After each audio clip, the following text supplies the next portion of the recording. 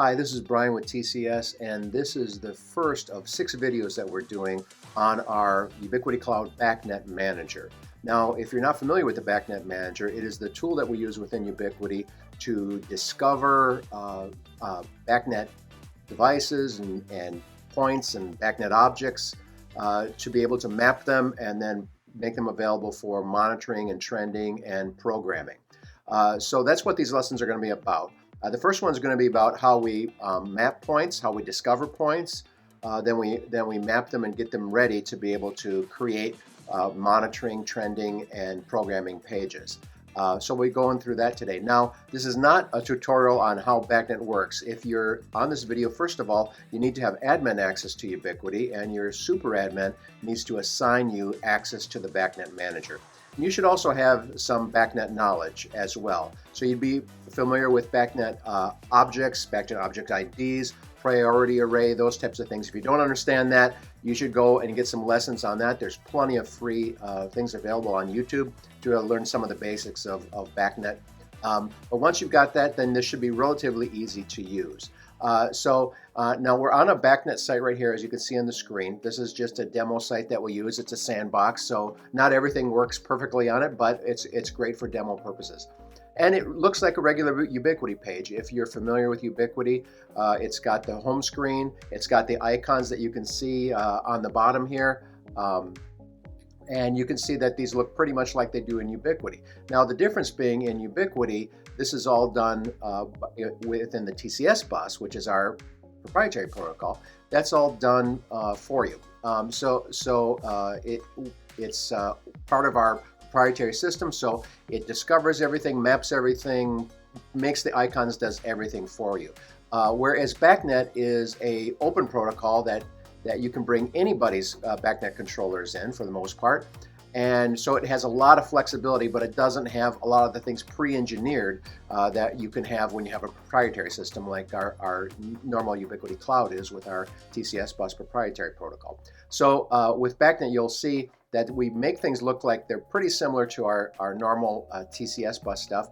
However, you can see here there's 2 of these icons that don't appear. And that's because I canceled those out so that I can show you how those are created from scratch. Now, normally in BACnet, with our controllers, when we discover a BACnet device that is one of the TCS manufactured devices like Ubiquistat, we do automatically populate that with the discovery of all of the BACnet objects. We put in the programming page, we put in the monitoring page, we build the icon, so we try to make it as plug and play as we can for our own controllers. But in this particular case, the ones we're going to show you today are our controllers, but I took all those things out so I can show you how that would be done from scratch on a standard BACnet third-party type of controller. So to access the BACnet Manager, you go right up here and you'll see all the different icons, and right here is the BACnet Manager, that one that looks like a little cube, if you will, and it'll have the pop-up that'll say BACnet Manager. So if you don't have that, that means you don't have access to it. But when you do, you can click on that, and that opens up the BACnet Manager page.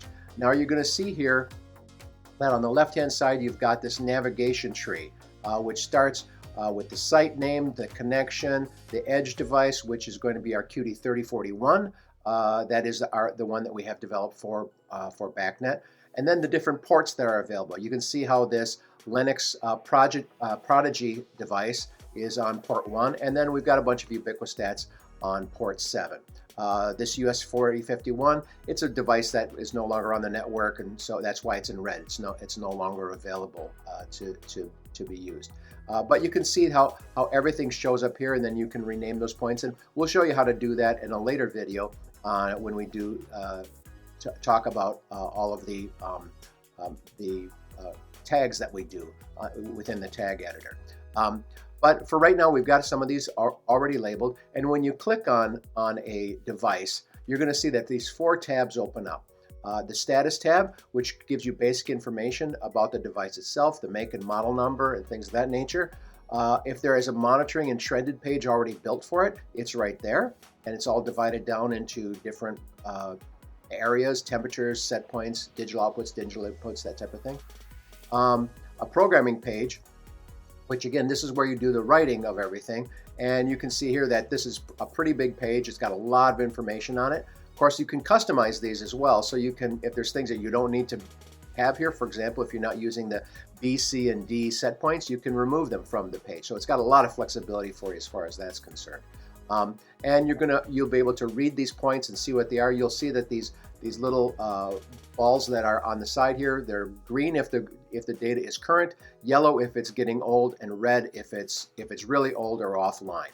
And then the final page here, that's what we're going to be talking about right now, is discovery and mapping.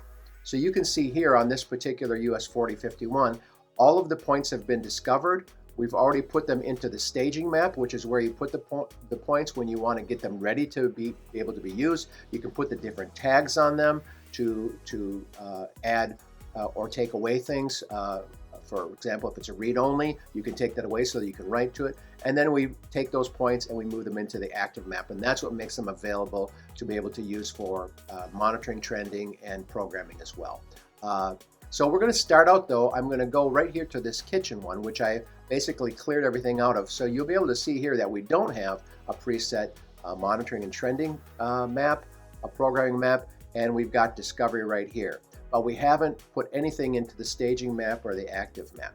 So you're going to see here that I did a initial discovery on this by clicking the discover, and everything then comes in when you do discovery, it comes in as read-only mode because we don't know for sure if these points can be written to.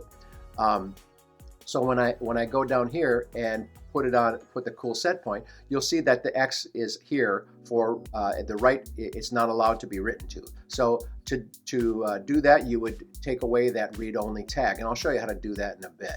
But we'll go ahead and remove that from here for right now.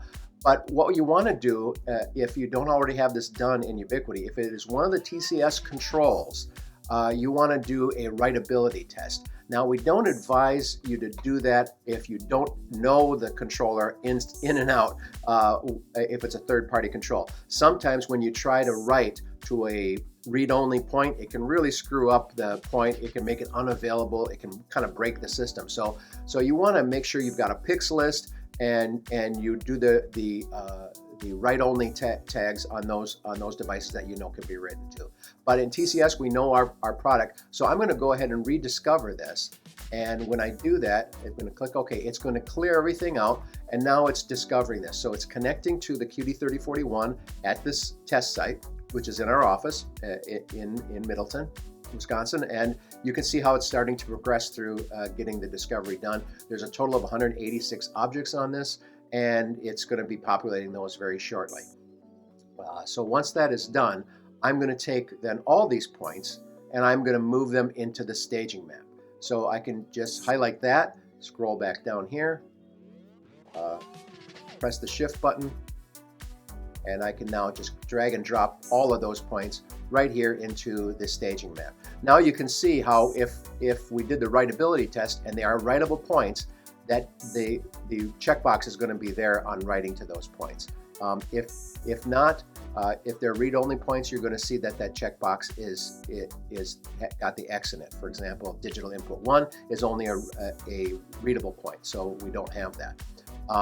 And also, it will check for priority array. So if priority array is available, that'll be on there too as well. So now you can remove points if you need to. You can do things like tagging. I'm going to show you very briefly. We'll go into this in detail on another video. But when I click that icon for tagging, this is where I can manage those. I can rename the point if I want to. I can change the unit, and I can give this a monitor tag. I can give this a writability tag, and I can do all that here. I can remove a read-only tag if it's on there, and it should be a writable tag. I can do that as well. I'm going to go ahead and cancel that. But once I've got these prepped and ready to go, again, I'm going to now put this into the staging map. And that will make these, as I said, available to be able to read and write to, or create programming and monitoring pages. So again, I'm just highlighting all these. I'm dragging the whole thing right down into the active map. Now those are available. So now if I go here and open up this tree for the kitchen, you're going to see that all of these points are all available. And now I can go into these one at a time, and I can see this. So the first thing you want to do, for example, on a set point, is you want to read it. Now you can read the whole thing once you have a monitoring page done, but you can read the individual points if you want to. And you'll see how that ball now went to grayed out, meaning and now it is green. So that's that. I know it's writable. This is the current set point. So if I want to change that, I can just change it to 72, and I can write to it. And again, it goes to gray, and I can refresh this by clicking the tab a couple of times, and it's going to write that point and then reread it. And you'll see that that'll come up then at 72. Now, if points, for example, on the BO, which has priority array, you want to read that point again, and then we'll refresh that.